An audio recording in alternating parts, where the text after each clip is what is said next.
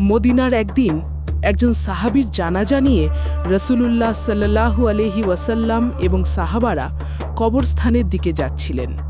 চারপাশে ছিল নীরবতা আর দুঃখের পরিবেশ।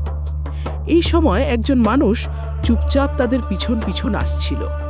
তার চোখে ছিল এক অদ্ভুত খুমুজ, বহু বছরের অপেক্ষা। ধীরে ধীরে সে রাসূল সাল্লাল্লাহু আলাইহি ওয়াসাল্লামের কাছে পৌঁছাতে লাগল। তার হৃদয় দ্রুত ধুকপুক করছিল। কবরস্থানে পৌঁছে সে নিঃশব্দে এসে রাসূল সাল্লাল্লাহু আলাইহি ওয়াসাল্লামের পিছনে বসে পড়ল। সে যেন কিছু খুঁজছিল।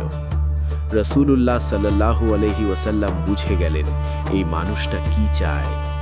তিনি আস্তে করে নিজের চাদর সরিয়ে দিলেন। লোকটা তাকিয়ে দেখল রাসূল সাল্লাল্লাহু আলাইহি ওয়াসাল্লামের পিঠে একটি বিশেষ চিহ্ন। এই দৃশ্য দেখেই সে কেঁপে উঠল। তার চোখে পানি চলে এলো। সে কাঁদতে শুরু করল। সবাই অবাক হয়ে গেল, কি হচ্ছে এখানে? রাসূল সাল্লাল্লাহু আলাইহি ওয়াসাল্লাম তাকে জিজ্ঞেস করলেন, তুমি কে? লোকটা কাঁদতে কাঁদতে বলল, আমি এক সাধারণ গোলাম, কিন্তু আমি সবসময় এমন ছিলাম না।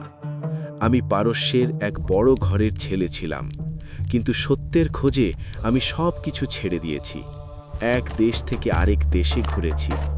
আমার শিক্ষক বলেছিলেন একজন শেষ নবী আসবেন, আর তার পিঠে থাকবে এক বিশেষ চিহ্ন। আজ আমি সেই চিহ্ন দেখলাম। আজ আমার খোঁজ শেষ হলো।